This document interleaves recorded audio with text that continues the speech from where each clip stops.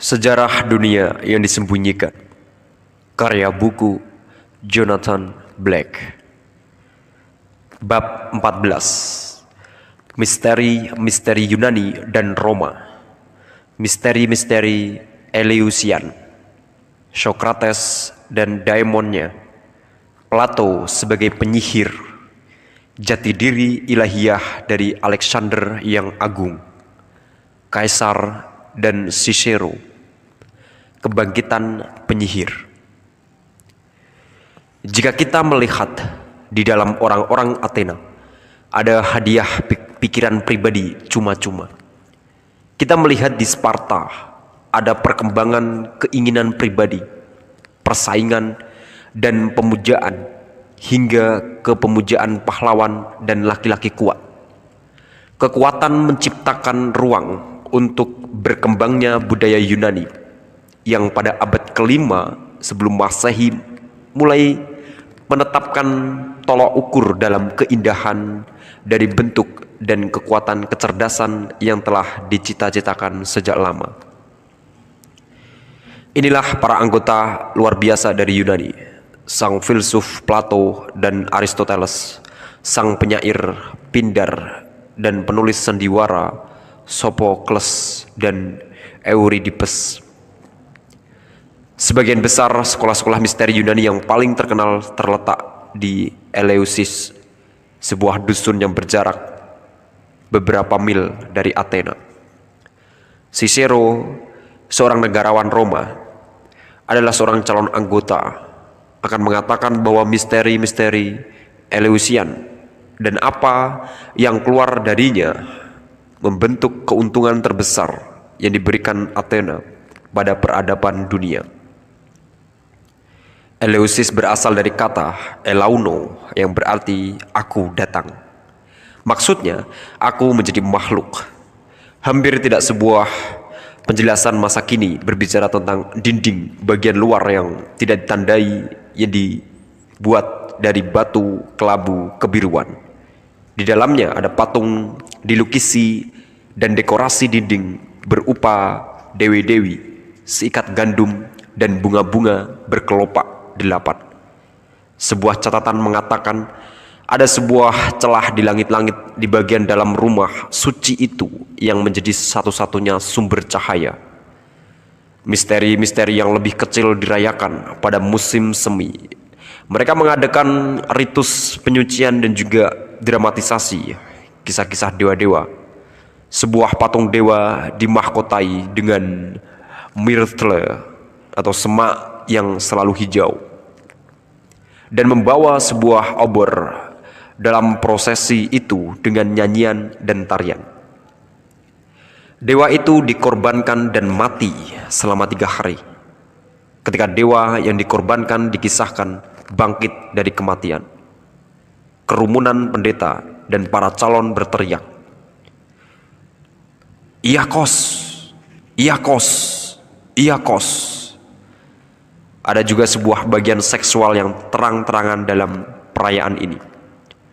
Psellus, seorang sarjana Bizantine, menulis bahwa Venus digambarkan seolah muncul dari dalam laut.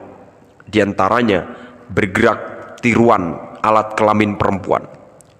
Dan setelah itu terjadilah perkawinan Persephone dan Hades.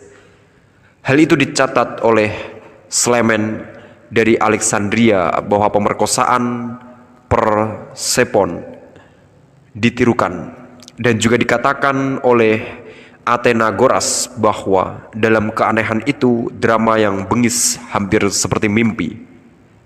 Persephone digambarkan bertanduk di keningnya, mungkin menyimbolkan mata ketiga.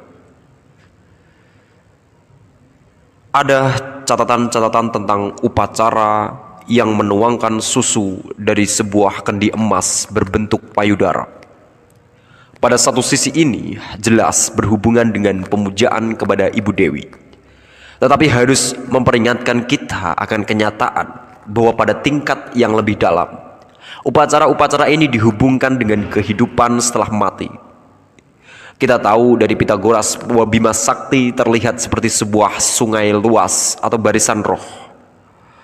Roh-roh seperti bintang dari yang mati naik melalui gerbang Capricorn dan naik menembus angkasa sebelum turun kembali ke alam materi melalui gerbang Cancer. Pindah berkata, "Berbahagialah ia yang melihat misteri sebelum dikuburkan di bawah tanah karena tahu apa yang terjadi ketika kehidupan berakhir."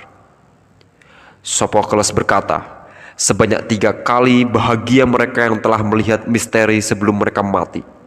Mereka akan memiliki kehidupan setelah mati. Semua orang yang lainnya hanya akan merasakan derita." Plutarch berkata bahwa mereka yang mati mengalami apa yang dialami oleh mereka yang telah diinisiasi. Misteri yang lebih besar dirayakan pada saat atau kira-kira pada equinox musim gugur, dengan didahului oleh berpuasa selama 9 hari. Kemudian calon-calon diberi minuman yang ampuh disebut kykeon. Tentu saja kelaparan yang luar biasa akan dengan sendirinya membuat keadaan visioner, atau setidaknya sebuah kecenderungan berhalusinasi. Setelah berpuasa selama itu, calon-calon itu minum campuran barley panggang, air, dan minyak polei yang bisa membius jika diminum dalam jumlah mencukupi. Misteri itu dikenal untuk melibatkan orang-orang dalam pengalaman yang paling menegangkan, ketakutan liar, horor terhitam, dan kegairahan. Plutarch menulis tentang teror dari semua tentang diinisiasi, seolah mereka akan mati, dan tentu saja dalam artian yang sesungguhnya. Ada yang tersisa di tempat suci itu hanya beberapa batu yang terserak dan sepanjang panel dari bagian dalam yang selamat. Tetapi bayangkan jika Anda telah melihat pertunjukan dramatis kejadian supernatural yang mengerikan di misteri yang lebih rendah, dan sekarang percaya bahwa hal-hal itu akan benar-benar terjadi, bahwa Anda akan dibawa ke sebuah drama yang di sana Anda akan dibunuh dan benar-benar mati. Catatan Proclus menyatakan calon-calon diserang oleh pasukan iblis bumi yang menyerbu. Meskipun sekarang ini sangat sulit bagi makhluk spiritual yang lebih tinggi, dewa-dewa, ditekan ke bawah masuk ke alam materi yang padat. Itu relatif mudah untuk roh yang lebih rendah, seperti iblis dan roh orang meninggal. Calon dipermalukan dan dihukum, disiksa oleh iblis. Pausanias dalam bukunya Description of Greece menjelaskan seekor iblis bernama Euronymous, berkulit biru kehitaman seperti lalat, menyukai daging bangkai busuk. Haruskah kita percaya pada literatur ini? Seperti yang telah disebutkan terdahulu, upacara-upacara inisiasi ini sebagian merupakan drama dan ritual, dan sebagian lagi memanggil arwah. Obat bius itu memegang peran dalam menyihir iblis-iblis itu. Tidak harus berarti mereka dibuat berilusi dari sudut pandang orang idealis. Kita harus juga ingat bahwa di pedesaan India ada upacara keagamaan yang cukup besar masih dilakukan. Pemujaan pada roh-roh yang lebih rendah, Pretas dan Buds dan Pisakas dan Gandharvas. Upacara-upacara ini di barat dikelompokkan sebagai upacara pemanggilan arwah.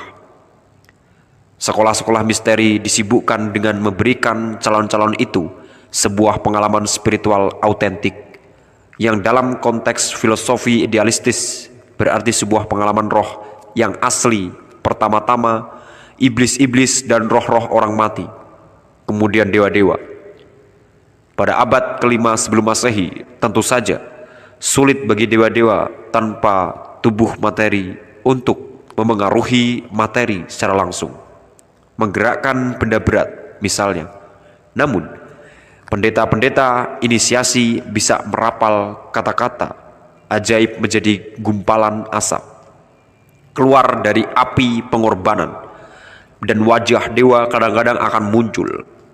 Karl von Eckartshausen, seorang teosofis akhir abad ke-18, mencatat pengasapan yang paling efektif untuk mengakibatkan penampakan hemlock, henbane, chevron, biji bunga, popi, asafoetida, dan parsley. Patung-patung yang tampak hidup secara ajaib yang membuat Yunani terkenal muncul dari sekolah-sekolah misteri. Kegunaan awal mereka juga membantu membawa dewa-dewa ke bumi, menampakkan diri. Kita tahu dari awal kegunaan patung di Mesir dan Sumeria bahwa dewa-dewa menempatinya, hidup di dalamnya seperti tubuh fisik mereka dan membuat mereka hidup. Jika Anda berdiri di depan sebuah patung Artemis di Epeus, Ibu Dewi berdiri di dekat Anda seperti pohon besar. Anda akan merasakan terserap ke dalam matriks nabati kosmos, gelombang cahaya lautan besar, dan menjadi satu dengannya. Patung-patung ini akan bernapas, tampak bergerak, konon kadang-kadang mereka akan berbicara dengan Anda. Setelah berbagai percobaan, calon yang berhasil diizinkan untuk naik ke alam Empyrean, sebuah tempat dibanjiri cahaya musik dan tarian. Dionysus, Bacchus, atau Lakos muncul dalam visi cahaya yang cemerlang dan indah. Aristides, sang orator, ingat, "Aku pikir dewa mendekatiku dan aku menyentuhnya. Aku dalam keadaan setengah bangun dan tidur. Rohku begitu ringan yang tidak bisa dimengerti oleh mereka yang belum pernah diinisiasi. Dengan roh terasa ringan, ia membicarakan tentang sebuah pengalaman keluar dari tubuh. Itu juga tampak jelas bahwa dewa-dewa kadang-kadang menempati tubuh nabati yang sangat halus pada klimaks misteri-misteri dan muncul seperti hantu atau khayalan bercahaya. Jadi, proses inisiasi memberi pengetahuan yang eksistensial, tidak bisa disangkal dan langsung dari sumbernya, bahwa roh bisa hidup di luar tubuhnya. Dan sementara dalam keadaan itu, calon menjadi sebuah roh di antara roh-roh, seorang dewa di antara dewa-dewa. Ketika seorang calon baru lahir kembali ke alam materi, ketika ia dinobatkan sebagai seorang anggota, ia menguasai banyak kekuatan, wawasan dewa, dan kemampuan untuk memengaruhi kejadian-kejadian. Oleh karena itu, pengalaman inisiasi merupakan sebuah pengalaman mistis. Namun, seperti yang telah kita lihat dalam kasus Pythagoras, pengetahuan praktik dan bahkan ilmiah diperlihatkan dengan lengkap dalam pengalaman ini. Setelah inisiasi, pendeta itu akan menjelaskan apa yang baru saja dialami oleh anggota baru, dengan menggambarkan pengungkapan misterius dari sebuah buku yang terbuat dari 2 tablet batu, disebut buku tafsir. Mereka menjelaskan cara alam materi dan tubuh materi manusia terbentuk, dan cara keduanya dibimbing oleh alam-alam rohani untuk membantu pengajaran mereka. Pendeta itu juga menggunakan simbol-simbol. Ini menyertakan juga tirsus terbuat dari setangkai alang-alang, kadang-kadang dengan 7 ikatan dan berujung bunga cemara. Ada juga mainan-mainan Dionysus, sebuah ular emas, sebuah lingga, sebutir telur, dan sebuah bagian atas pemintal yang bisa mengeluarkan bunyi Om. Cicero akan menuliskannya ketika Anda mengerti hal-hal itu. Misteri-misteri okultisme banyak berhubungan dengan ilmu pengetahuan alami daripada dengan agama. Ada juga elemen kenabian dalam pengajaran ini. Akhir inisiasi di Eleusis melibatkan calon diperlihatkan bulir, tanaman padi-padian dipetik yang masih basah diangkat dalam hening. Tentu saja pada satu tahap misteri-misteri bersifat agrikultural dan mengharapkan panen yang baik. Namun ada tahap lainnya yang berkaitan dengan memanen jiwa-jiwa. Padi-padian itu adalah sepisa bintang, benih ilahiyah di tangan kiri Dewi, perawan dari bintang Virgo. Saya tentu saja sedang membicarakan Dewi Mesir yang disebut Isis. Padi-padian yang dibawanya melambangkan harapan pada masa pembibitan kosmis besar. Padi-padian itu akan dibuat roti pada perjamuan terakhir, melambangkan tubuh nabati pada Yesus Kristus dan juga dimensi nabati, atau keadaan lain dari kesadaran yang harus kita usahakan sendiri sesuai dengan kekristenan esoteris jika kita ingin bertemu dengannya di sana. Lagi, kita melihat bahwa dimensi nabati kosmos adalah fokus pemikiran esoteris. Dalam filosofi Plato itu adalah jiwa, perantara antara tubuh, materi, dan roh binatang. Jika kita akan meninggalkan alam materi dan masuk ke alam rohani, dimensi nabati harus menjadi subjek dari kerja kita. Roh bisa memengaruhi kejadian dengan cara yang lain. Semua orang merenungkan salah satu dari patung dada Sokrates yang selamat mungkin akan terkejut karena kualitas kesan satir yang hidup dari wajahnya. Dalam tradisi rahasia, Sokrates adalah seorang reinkarnasi dari roh besar yang semua hidup di tubuh Silenus. Sokrates kadang-kadang berbicara pada makhluk supernaturalnya, yaitu roh baiknya yang membimbing dia di sepanjang hidupnya. Dari ini, hal itu bisa jadi merupakan konsep aneh. Namun, catatan makhluk supernatural dalam zaman modern berikut ini mungkin mengandung pelajaran. Ini adalah suatu kejadian yang diingat oleh seorang murid filsuf esoteris Rusia, P.D. Ouspensky, seorang pemberi pengaruh formatif kepada banyak penulis dan seniman abad ke-20, termasuk penyair dan dramawan T.S. Eliot, sang arsitek Franz Lloyd Wright, dan seniman Kazimir Malevich, serta Georgia O'Keeffe. Seorang laki-laki yang berprofesi sebagai pengacara telah mendengarkan sebuah kuliah Ouspensky di sebuah rumah di London Barat. Ia berjalan keluar, bingung karena kuliah itu dan penuh keraguan. Namun ketika ia berjalan, sebuah suara masuk ke dalam dirinya. Jika kau kehilangan hubungan ini, kau akan melakukan sesuatu yang akan kau sesali sepanjang hidupmu. Ia bertanya-tanya dari mana suara itu berasal. Akhirnya ia menemukan penjelasan dalam ajaran-ajaran Ouspensky. Suara itu adalah diri yang lebih tinggi. Salah satu dari tujuan besar proses inisiasi yang diikutinya adalah untuk mengubah kesadarannya bahwa ia akan bisa mendengar suara itu setiap saat. Sokrates adalah seorang yang dibimbing oleh kesadarannya dengan cara seperti itu. Ia melakukan pekerjaan besar mengubah kearifan naluriah kedirian binatang yang lebih rendah ke konsep-konsep. Dan filosofinya seperti juga filosofi Pitagoras, tidak melulu akademis, ia juga merupakan filosofi kehidupan.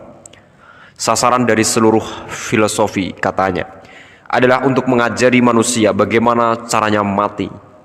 Ada beberapa perselisihan, bahkan di dalam sekolah-sekolah rahasia, tentang apakah Sokrates seorang anggota yang sudah diinisiasi.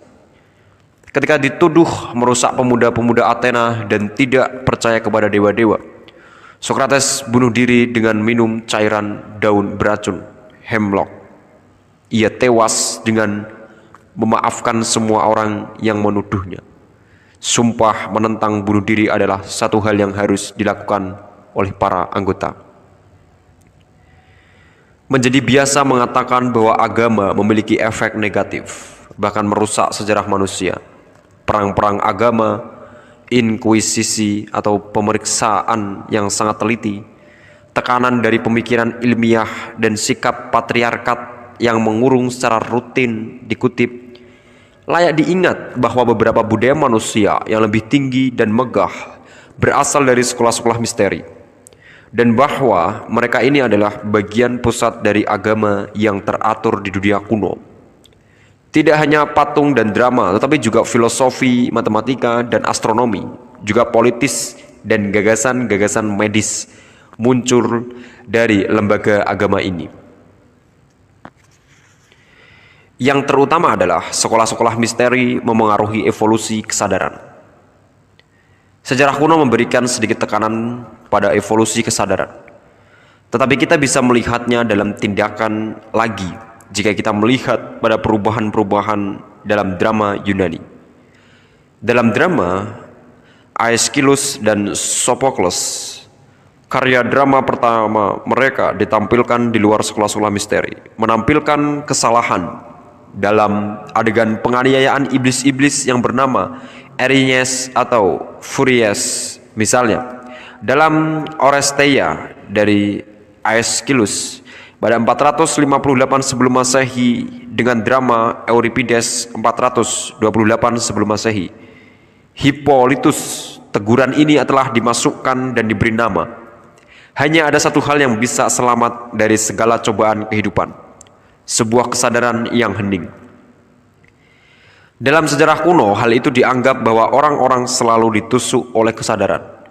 Dalam pandangan ini, Euripides hanyalah orang pertama yang memberi nama untuk hal itu.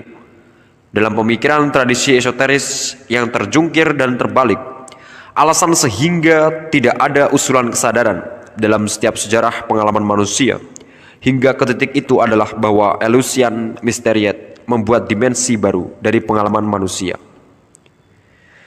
Kesenian dramatis besar memperlihatkan bahwa kita sering tidak merasakan apa yang dikatakan orang-orang kuno yang seharusnya kita rasakan. Hal itu memperlihatkan kepada kita cara-cara baru tentang makhluk merasakan, berpikir, berkehendak, melihat. Meminjam sebuah frasa dari Saul Bellow, hal itu membuka keadaan manusia sedikit lebih lebar. Ketika menonton drama Yunani, kita dibersihkan oleh katarsis.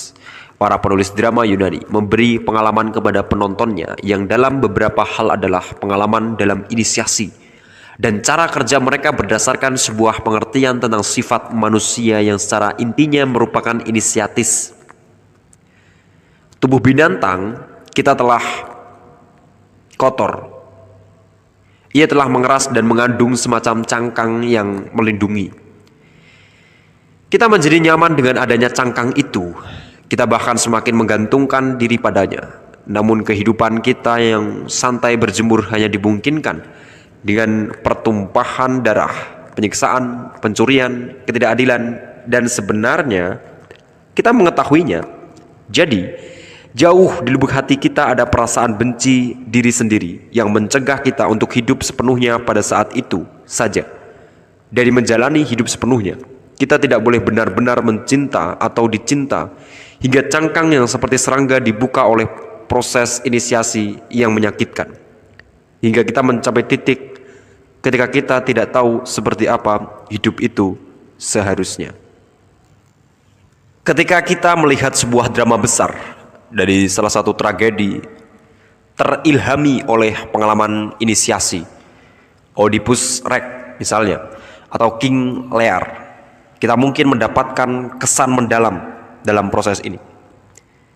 Jika beberapa gagasan dari orang Yunani sulit dipahami, sulit diterima, yang lainnya mungkin pada pandangan pertama tampak agak jelas, bahkan lunak, hingga Anda mungkin berpikir mereka hampir tidak layak dikatakan sama sekali. Sejumlah ujar-ujar yang dikaitkan pada Pitagoras yang selamat, termasuk yang terutama dari seluruhnya, adalah hormati dirimu sendiri dan jangan menyerah pada godaan kecuali ketika kau setuju untuk tidak jujur terhadap dirimu sendiri. Untuk memahami mengapa ini menentang, bahkan mencengangkan untuk diucapkan, hal-hal yang mengguncangkan dunia dan sebagai hasilnya telah dikenang sepanjang masa, kita harus melihat mereka dalam konteks sebuah perkembangan diri sendiri yang baru. Demikian juga ketika Sokrates berkata, sebuah kehidupan yang tidak ada maknanya tidak layak dijalani. Ia membicarakan orang-orang yang ketika itu tidak memiliki kemahiran dalam memahami pikiran abstrak untuk merenungkan kehidupan mereka. Ini adalah hadiah besar dari Sokrates pada dunia. Ketika Sokrates wafat, muridnya Plato menjadi pemuka dalam filosofi Yunani. Plato lahir pada 428 ke dalam generasi pertama dengan pengajaran membaca yang sistematis. Ia mendirikan akademisi di Taman Kuburan Akademus di Athena. Dialogue karyanya adalah ungkapan filosofi pikiran di depan materi yang terbesar yang disebut idealisme, yang merupakan jantung buku ini. Dalam sejarah rahasia, semua orang telah mengalami dunia dalam cara yang idealis hingga saat ini. Bentuk kesadaran setiap orang seperti bahwa ia tidak akan mempertanyakan apakah gagasan itu bentuk yang lebih tinggi dari realitas dibandingkan dengan objek. Semua orang percaya ini tidak masuk akal secara naluri. Hal itu hanya menjadi penting bagi seorang anggota untuk mengonsepsi pandangan dunia yang idealistis dan menulis dalam istilah-istilah sistematis. Pada titik saat kesadaran telah berevolusi ke suatu tahap ketika orang bisa memahami sudut pandang yang berseberangan.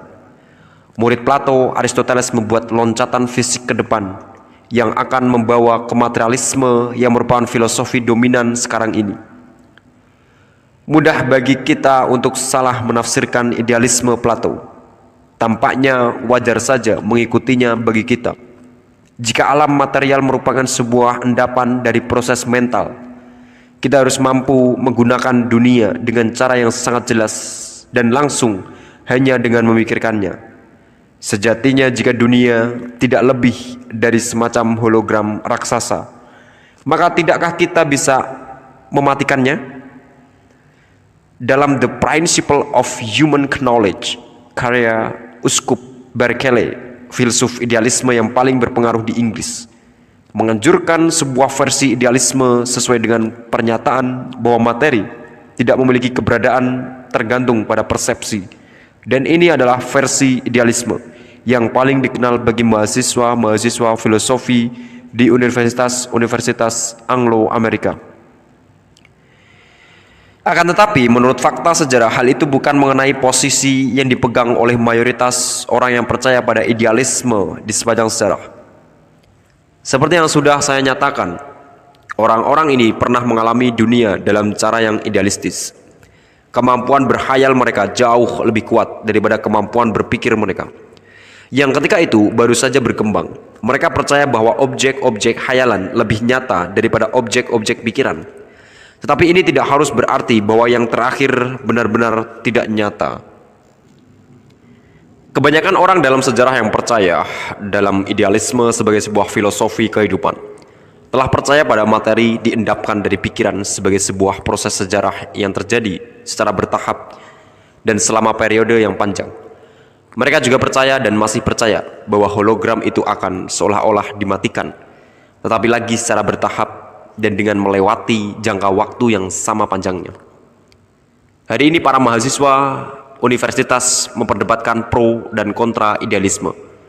Mungkin merasa kesulitan untuk menyamakan gagasan Plato dengan dewa-dewa, malaikat-malaikat, seperti yang telah kita lakukan. Asosiasi ini membahayakan yang tampak sebagai antropomorfis kasar ke kepekaan modern. Akan tetapi, lagi sebagai fakta sejarah, orang-orang yang percaya pada idealisme sebagai filosofi kehidupan selalu cenderung percaya pada roh-roh, dewa-dewa, dan malaikat-malaikat.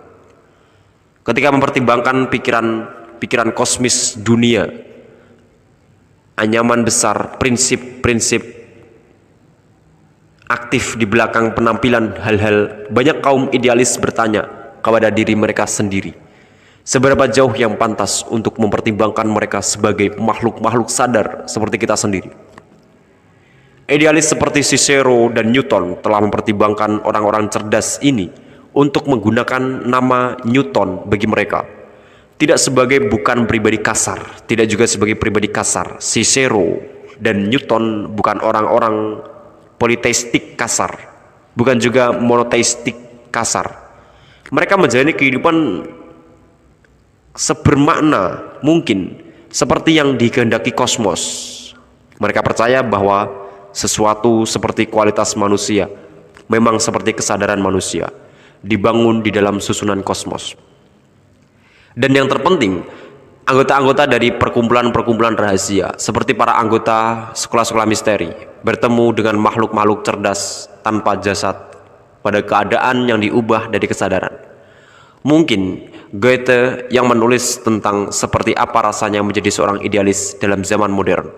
Ia menulis tentang merasakan kehadiran yang sesungguhnya dari interkoneksi hidup dengan dunia alami dan koneksi hidup dengan orang lain. Walau hubungan seperti itu mungkin tidak bisa diukur atau dilihat. Dan yang penting, ia menulis tentang roh-roh besar, universal yang menyatukan semuanya. Apa yang disebut Newton makhluk-makhluk cerdas, Goethe menyebutnya para ibu. Kita semua berjalan dalam misteri-misteri. Kita tidak tahu apa yang mengaduk-ngaduk di atmosfer yang mengelilingi kita. Tidak juga bagaimana hal itu terhubung dengan roh kita sendiri. Begitu banyak yang pasti bahwa kita ketika itu bisa mengeluarkan peraba itu dari jiwa kita di luar batasan fisik. Satu jiwa mungkin memiliki pengaruh memutuskan pada yang lainnya hanya dengan kehadiran heningnya yang bisa saya kisahkan segera. Itu sering terjadi pada saya ketika saya berjalan bersama seorang kenalan dan mempunyai gambaran hidup tentang sesuatu dalam benak saya. Teman saya itu langsung mulai membicarakan hal itu. Saya juga mengenal seorang laki-laki yang tanpa mengatakan sepatah kata pun tiba-tiba bisa membungkam sebuah kelompok yang sedang berbincang hanya dengan kekuatan otaknya. Kita semua memiliki kekuatan listrik dan magnetis di dalam diri kita, dan kita juga mengeluarkan seperti magnet itu sendiri kekuatan menarik atau menolak. Dengan pecinta-pecinta kekuatan magnetis ini luar biasa kuat dan berlaku juga walau sedang berjauhan. Pada masa muda saya mengalami cukup kasus ketika saya berjalan sendiri. Saya merasakan hasrat yang sangat kuat akan seorang teman perempuan yang saya cintai dan telah memikirkannya hingga ia harus datang untuk menemui saya.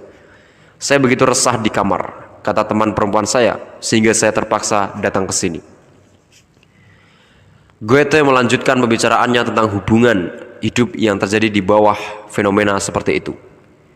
Hidup dalam ketidakjelasan dan kesepian abadi. Para ibu adalah makhluk kreatif, mereka prinsip-prinsip kreatif dan mendukung. Dari merekalah segala yang hidup berlanjut dan membentuk di bumi. Apapun yang berhenti bernapas kembali kepada mereka sebagai sifat spiritual. Dan mereka menjaganya hingga muncul kesempatan baginya untuk kembali ada. Semua jiwa dan bentuk dari asalnya melayang di atas seperti awan di langit luas rumah mereka. Penyihir harus memasuki kediaman mereka jika ia ingin mendapatkan kekuatan atas bentuk makhluk. Pada abad kelima sebelum Masehi, Athena dan Sparta telah berjuang demi kekuasaan. Pada abad keempat keduanya dikuasai oleh Macedonia, diperintah oleh Philip II. Plutarch mengetahui bahwa anak laki-laki Philips, Alexander, lahir pada 356 sebelum Masehi, sehingga kuil di Efesus dibakar oleh seorang gila. Setiap sekolah misteri diajarkan sebuah kearifan unik oleh kuil itu, yang karena itu Musa dan Pythagoras diinisiasi lebih dari sekali di sana. Pendeta-pendeta di sekolah misteri terhubung dengan kuil di Efesus yang mengajarkan misteri-misteri ibu bumi. Kekuatan-kekuatan yang membentuk dunia alam. Dalam artian roh sekolah ini masuk ke dalam Alexander pada kelahirannya. Alexander akan menghabiskan usianya mencoba mengenali bagian ilahiyah di dalam dirinya. Suatu hari anak laki-laki yang tampan dan pemberani itu dengan mata berapi-api dan surai singa menjinakkan seekor kuda yang luar biasa dan liar bernama Bucephalus yang tidak bisa ditunggangi oleh jenderal-jenderal Philips yang ada.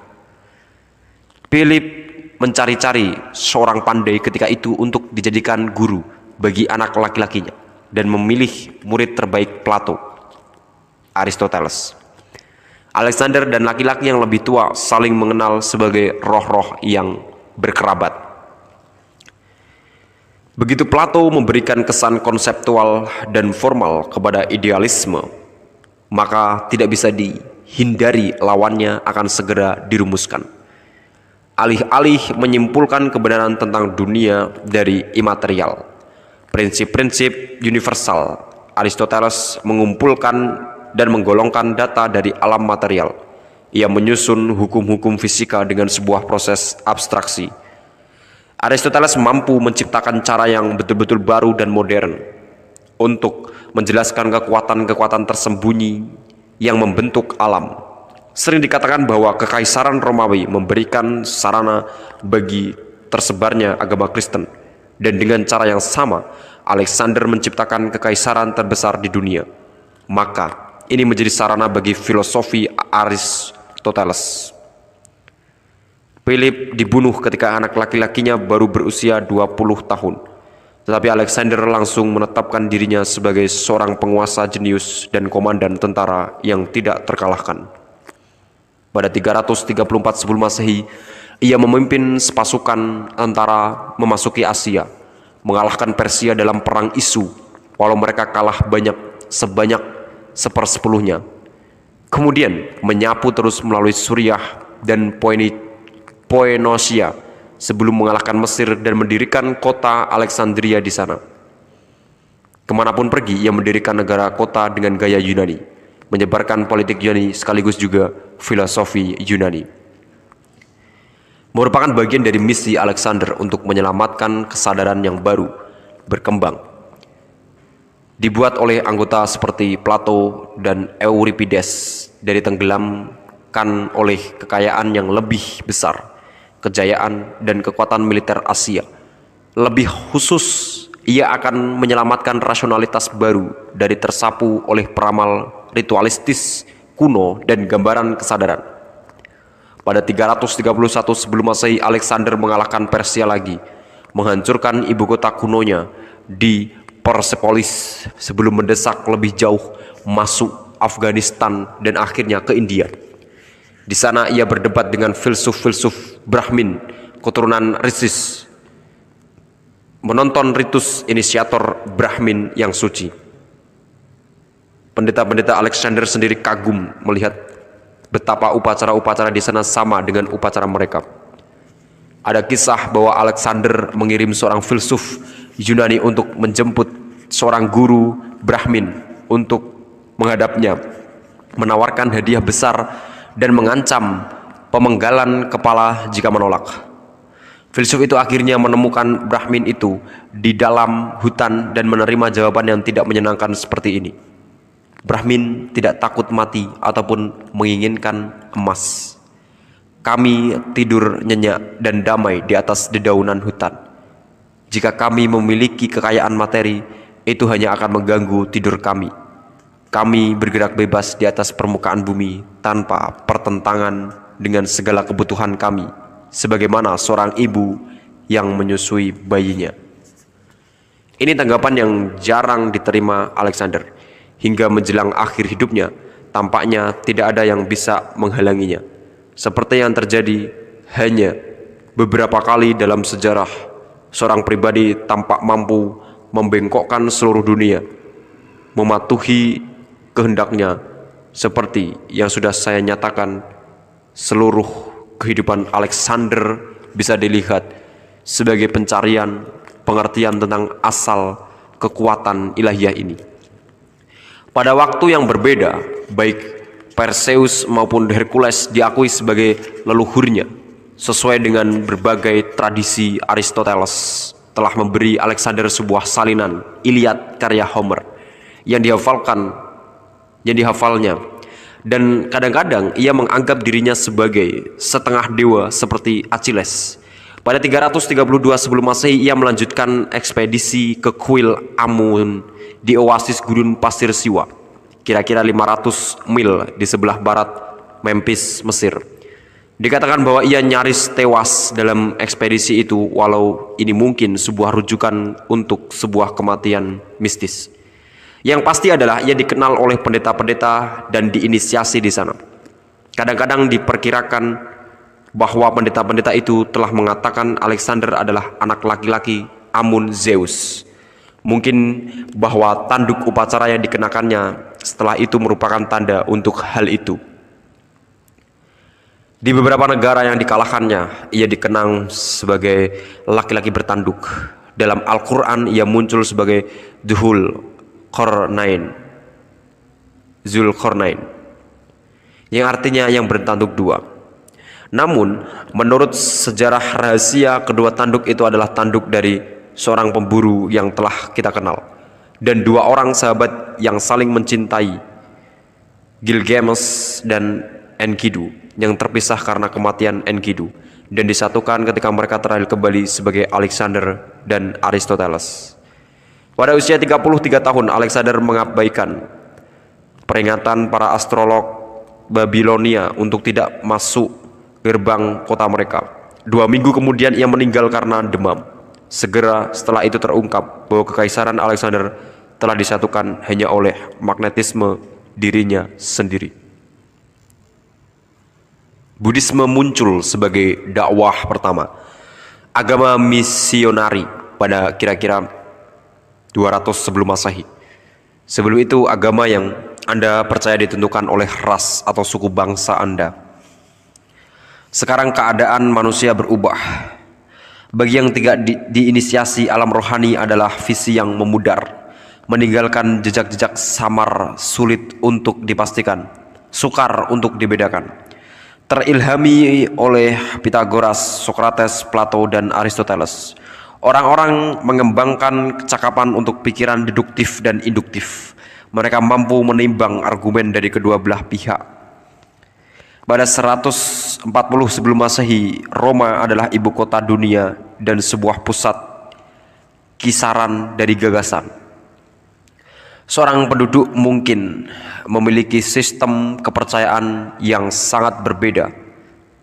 Kultisme resmi dari dewa-dewa planet, pemuja Neo-Mesir dari Serapis, Epikureanisme, Stoikisme, filosofi dari Peripatetics, dan kultisme Mithraisme dari Persia.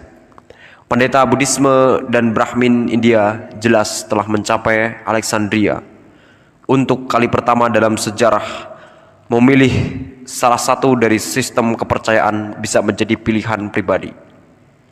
Pribadi-pribadi bisa memilih sebanding dengan bukti, atau mereka bisa memilih apa yang ingin mereka percaya. Dengan bangkitnya kekuasaan kekaisaran Romawi, kita mencapai zaman keyakinan yang tidak asli, sinisme, dan kesadaran akan penanaman kepekaan yang sama sekali baru.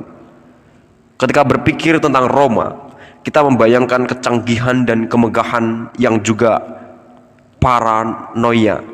Jika kita membandingkan Yunani pada masa Perikles dan Roma pada masa Kaisars, kita melihat Roma sama sangat pongah, rumit.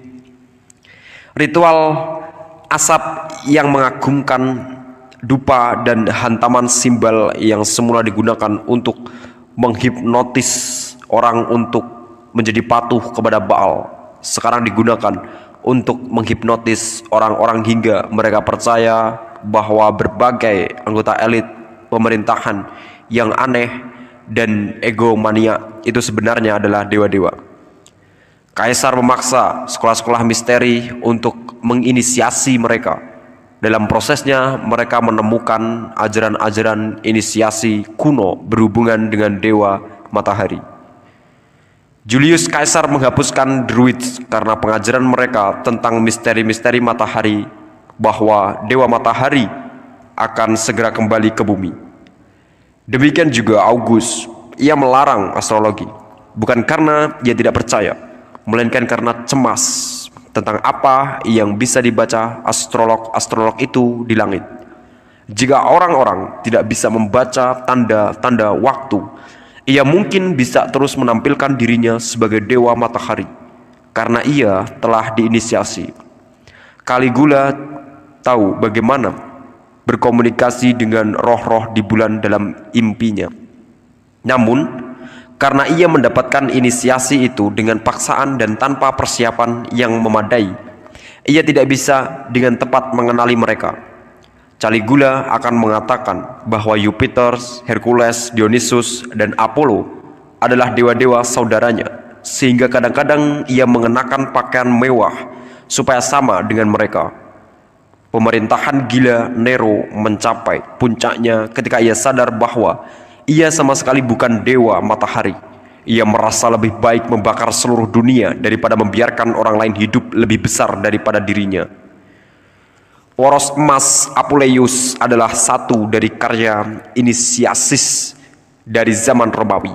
Ia berisi sebuah kisah menakjubkan yang berhubungan dengan kehidupan roh. Cupid dan Psyche berisi peringatan yang sudah biasa dan sangat kuno tentang bahaya rasa ingin tahu, tetapi juga mengandung makna tingkat sejarah dan esoteris. Psyche adalah gadis muda yang cantik dan lugu. Cupid jatuh cinta kepadanya dan mengirimkan pembawa pesan untuk meminta gadis itu datang kepadanya di istananya di atas bukit pada malam hari. Gadis itu akan bercinta dengan seorang dewa, namun ada satu syarat. Persetubuhan mereka harus dilakukan dalam keadaan gelap gulita. Psyche harus percaya bahwa ia menikmati percintaan dengan seorang dewa. Akan tetapi, kakak perempuan Psyche cemburu. Ia mengejek adiknya dan mengatakan kepadanya bahwa dewa yang bercinta dengannya tidak tampan, tetapi raksasa ular yang mengerikan. Suatu malam Psyche tidak bisa menahan diri lagi, dan ketika Cupid tertidur kelelahan setelah bercinta, ia memegangi lampu minyak di atas Cupid. Gadis itu senang sekali melihat dewa muda yang sangat tampan. Namun ketika itu setetes minyak panas menetes di atasnya sehingga membangunkan Cupid. Psyche diusir dari hadapan dia selamanya. Makna ganda dari kisah ini, dewa itu benar-benar seekor ular mengerikan. Ini adalah sejarah Nephilim yang masuk ke dalam keadaan manusia, ular yaitu hasrat binatang, tetapi diceritakan dari sudut pandang manusia. Sekolah-sekolah misteri membusuk seperti yang telah kita lihat. Penggalian jalan masuk ke dunia bawah di Baia di selatan Italia mengungkap jalan masuk rahasia dan pintu angin yang pernah membantu calon-calon yakin bahwa mereka sedang mengalami pengalaman supernatural. Di dalam kegelapan yang berasap, pendeta-pendeta mengenakan pakaian seperti dewa akan muncul dari kegelapan memberi obat bius dosis tinggi dengan halusinogen kepada para calon anggota. Robert Sample telah menyusun kembali upacara inisiasi pada masa kemunduran terakhir. Peralatan yang dibutuhkan sebagian besar adalah efek spesial yang menakutkan, termasuk boneka-boneka seperti pada wahana kereta api hantu yang ada sekarang ini.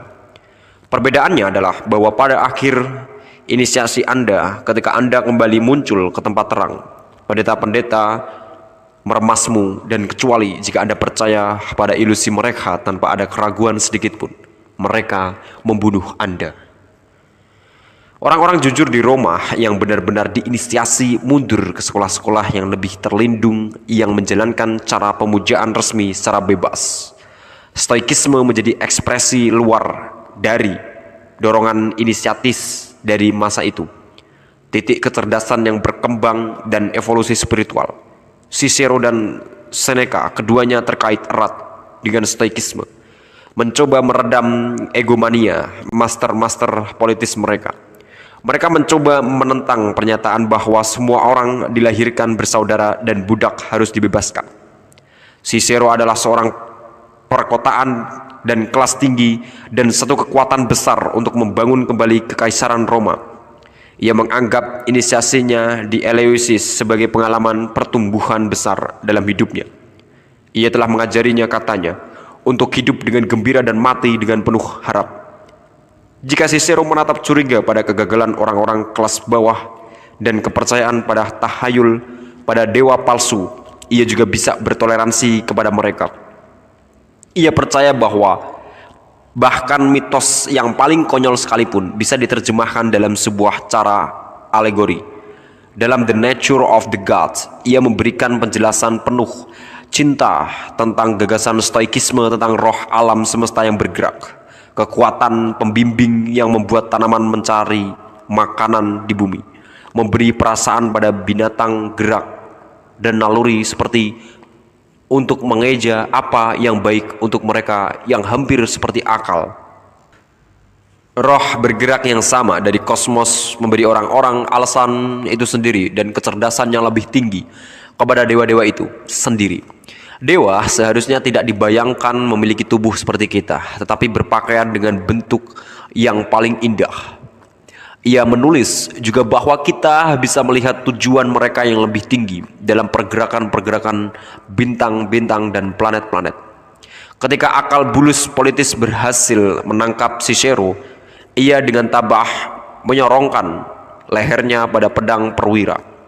Seneca juga percaya dalam kosmis ini, simpati penganut stoikisme dan kemampuan untuk menjadi cakap menggunakan simpati ini untuk kepentingan mereka sendiri. Dramanya, Medea mungkin mengutip rumus magic yang sesungguhnya yang digunakan oleh pesulap pada masa itu. Medea digambarkan mampu mengarahkan kekuatannya berupa kumpulan kebencian yang demikian kuatnya sehingga ia bisa mengubah posisi bintang-bintang. Pada zaman kekecewaan ini, hal itu juga menjadi mungkin untuk menganggap bahwa dewa-dewa mungkin saja tidak ada dalam bentuk apapun.